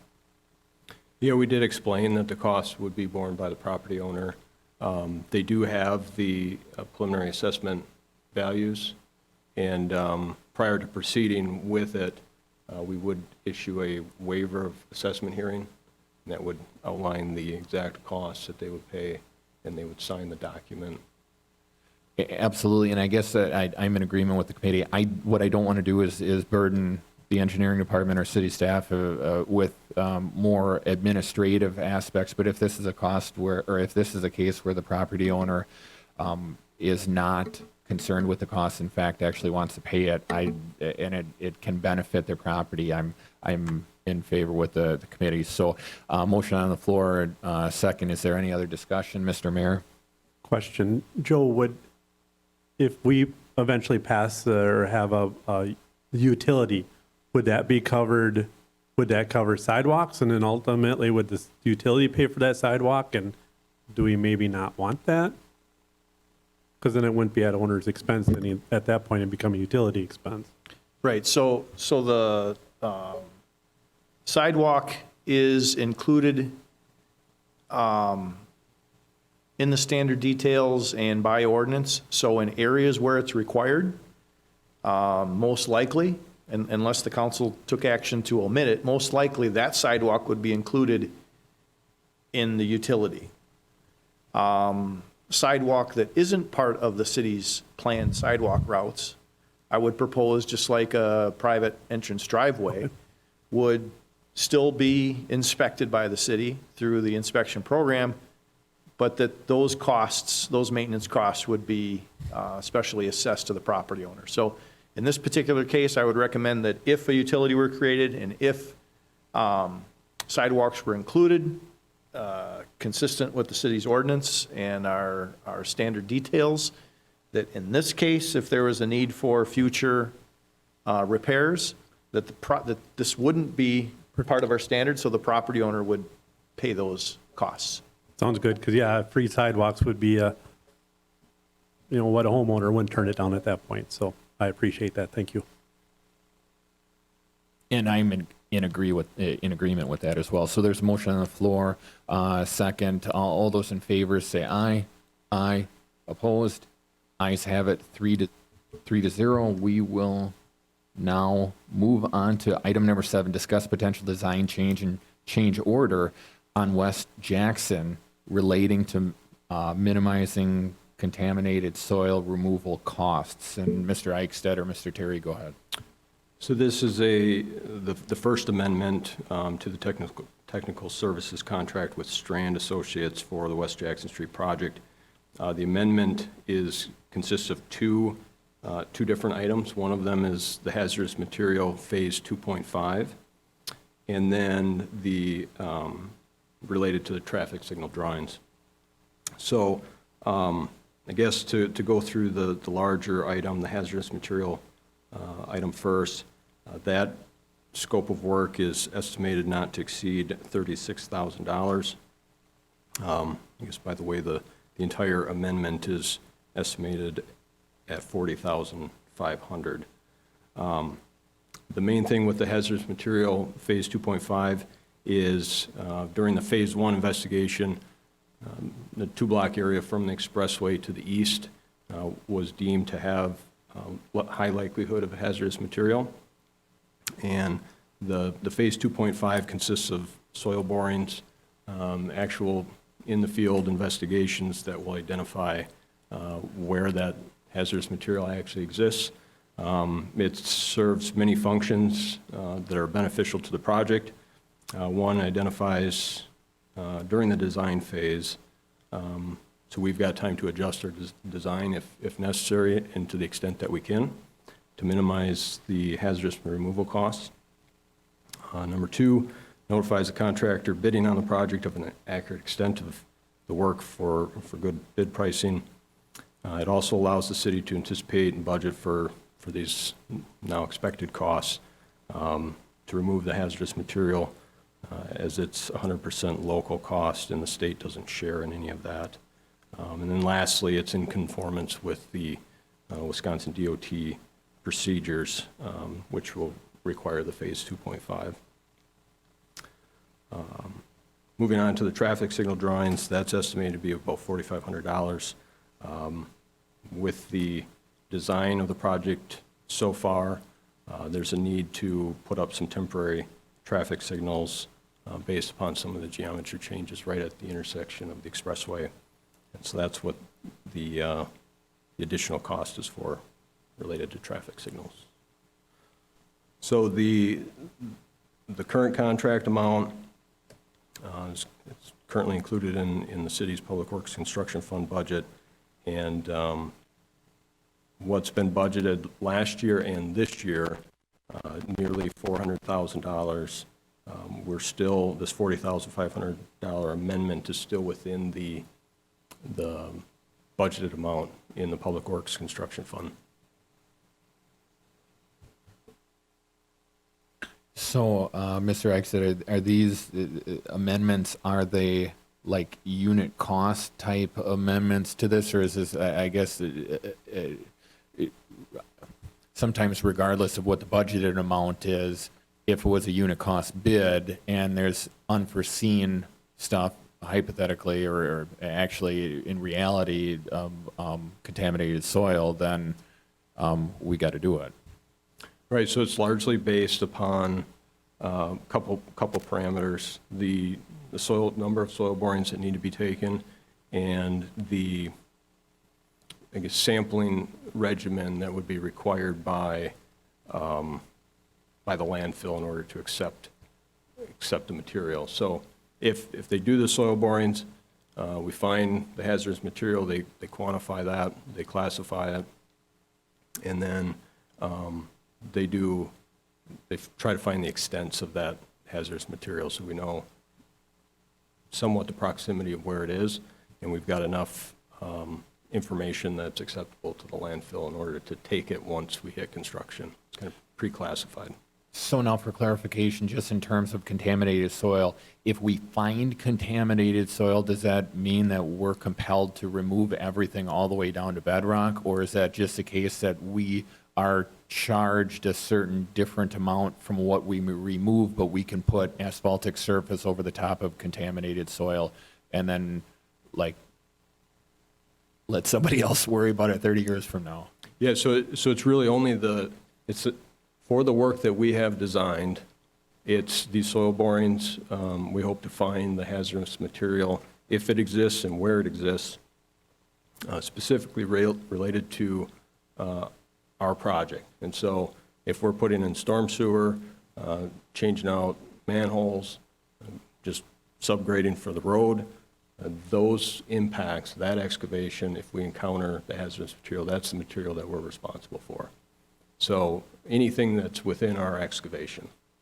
And so this information, the added benefit is, say if it's all surface, hazardous material that's at the surface, that our pavement structure, we could potentially change the pavement structure design at this stage yet with that information. We could, right now we're looking at a thicker asphalt road structure that, we've got to excavate deeper for.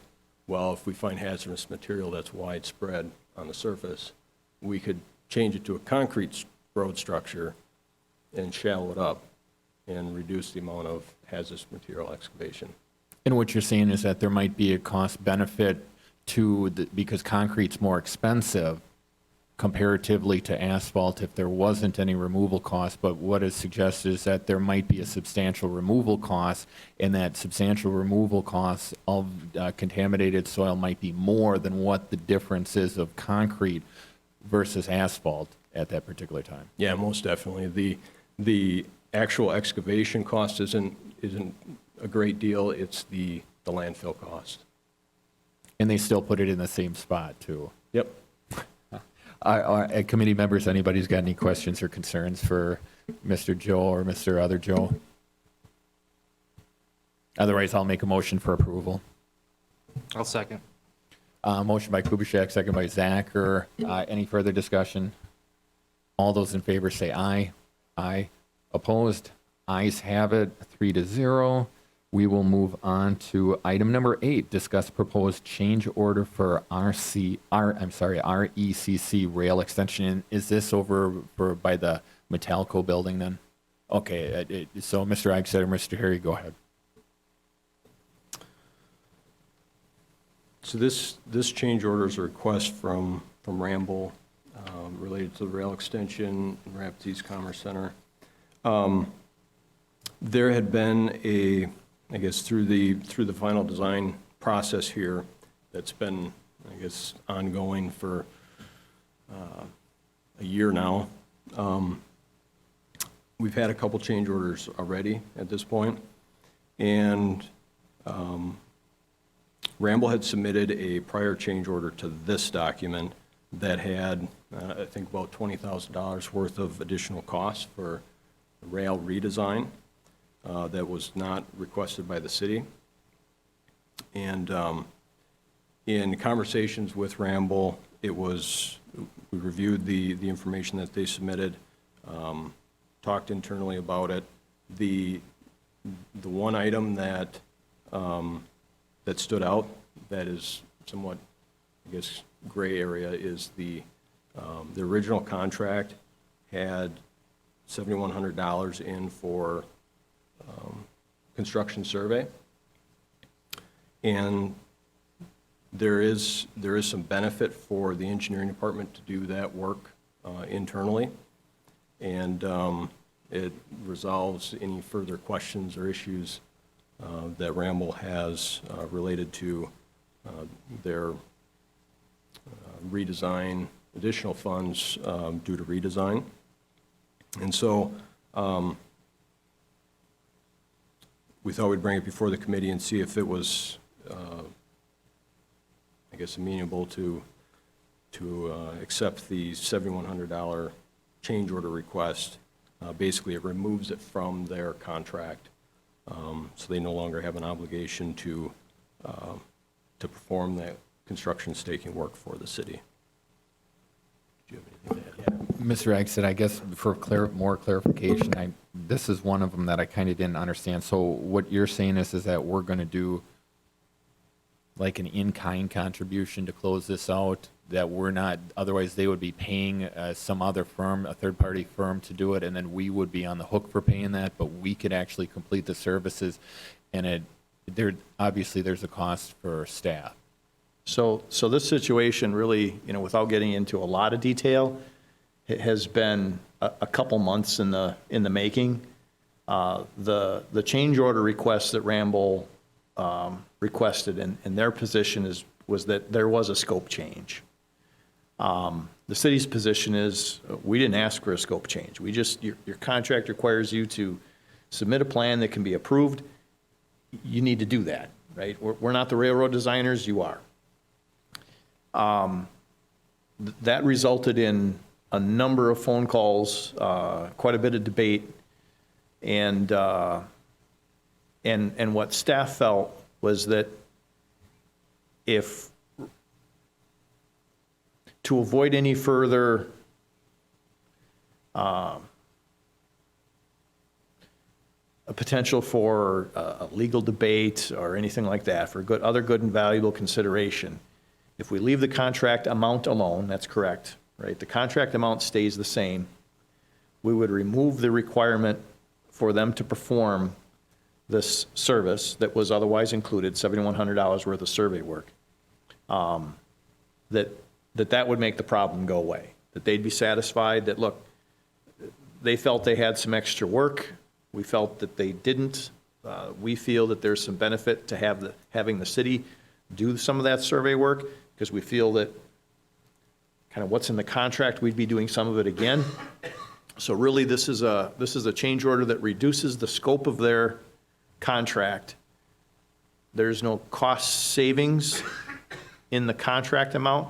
The city does pick up some in-kind survey work, but at the same time, it's really that for other good and valuable consideration to close this contract out without any further prolonged debate or, potential claim against the city for more money. And this will close it out. This is the last piece of the puzzle. This is it. Committee members, questions, concerns? Do you feel that they're playing nicely, or do you feel like they're, yeah? Yeah, overall, I do think they're respectful of the city's decision on it. I guess I should add in there that although it's a $7,100 expense, if we leave it in the contract for Ramble to pay a subcontractor to stake it, that the city, I don't anticipate that it's going to cost the city, using our own labor, nearly that much. And then we knowingly know that we got it right. Yeah, we'll be doing the construction administration anyway, and so we're going to be on site on a regular basis regardless, so it kind of just makes sense. Committee members? Mr. Chair, I'll make a motion to approve the change order as presented. A second. We got a motion on the floor by Mr. Austin, second by Mr. Zacher. Any further discussion on this? All those in favor say aye. Aye. Opposed? Ayes have it, and the next item here is number 9, the review of the Director of Public Works report. Mr. Terry? Given the length of our meeting, I'll keep it very brief. The report is in your packet, and it is online for the public to view. Just a couple things to mention real quick. Our degradation ordinance to date has developed a fund of just about $47,000 already. Those are costs that otherwise would have been borne by the taxpayer and not the utilities that are digging up the roads. So I'll keep you posted on that as we go.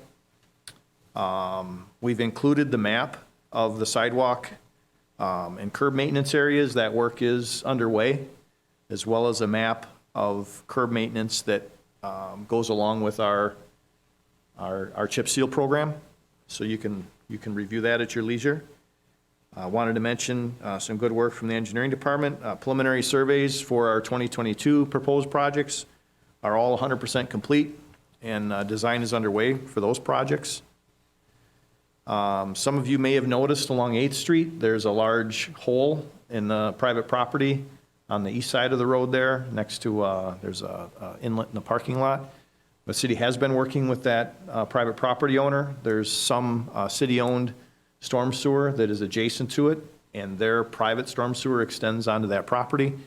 The final plan details are being prepared along with temporary and permanent easement documents and DNR permits. And so if you get any questions, city's well aware of it. We're working with the property owner on it and trying to expedite the process.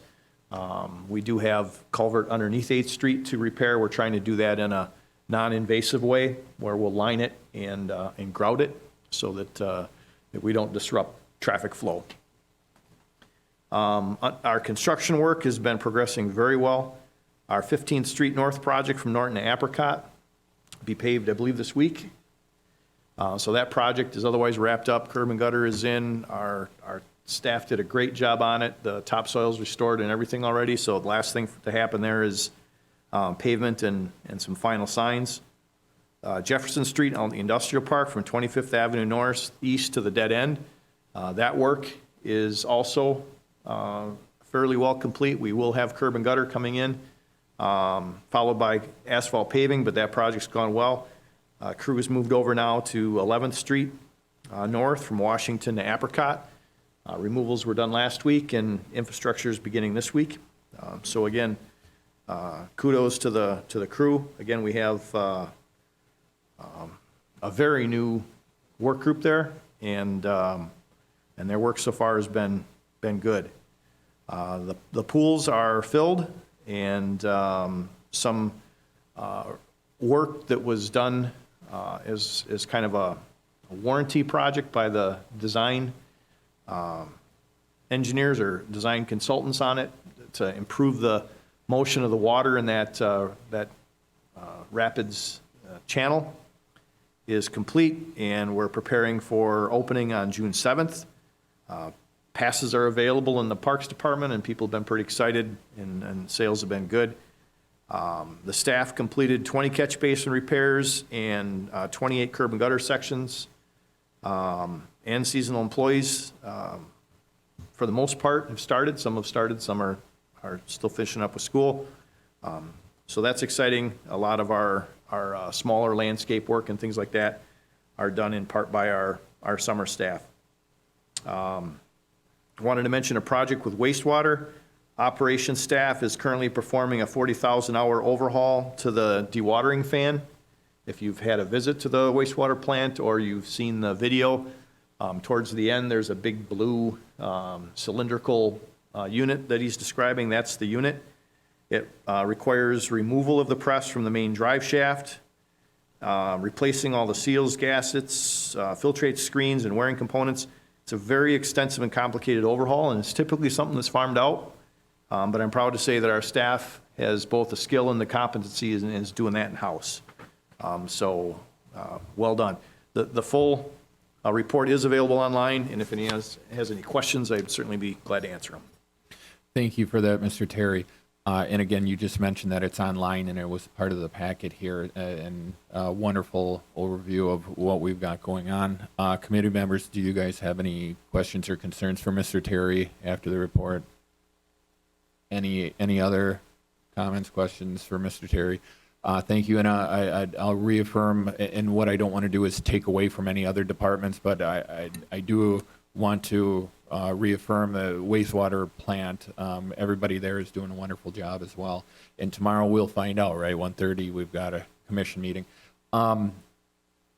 With that being said, nothing else on this particular topic. We'll go on to review referral requests. So if anybody's got any referrals, I want to quick mention, we can take off the ATV, Mr. Terry, if you want to cross that off. But just in case, let's leave on request for number 9, request for Alderperson Cadnow to reconsider city's overnight parking ordinance.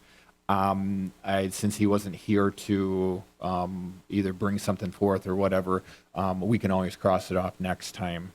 So we'll leave that on and cross off the ATVs. And does anybody have any other referrals or anything that we need to discuss with the Public Works Committee?